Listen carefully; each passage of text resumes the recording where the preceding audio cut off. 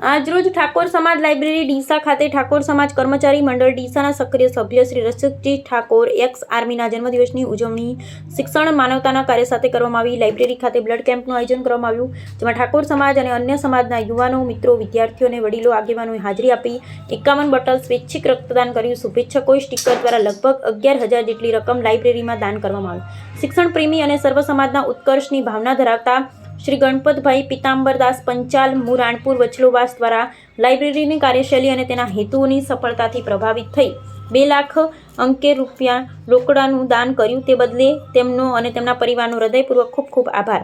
આમ આજરોજ રસિકજીના જન્મદિવસે માનવતાના કાર્યમાં 51 બોટલ રક્ત અને 2,11,000 જેટલી માતબર રકમ દાન મળ્યું। તમામ સહભાગી રક્તદાતાશ્રીઓ અને નાની મોટી રકમના દાતાશ્રીઓ અને કાર્યક્રમને સફળ બનાવવા મદદ કરનારા તમામનો ખૂબ આભાર માન્યો। ભવિષ્યમાં આ જ રીતે જીવંત સંબંધો જાળવી રાખી સાથે સહકાર આપતા રહેશો એવી અભિલાષા।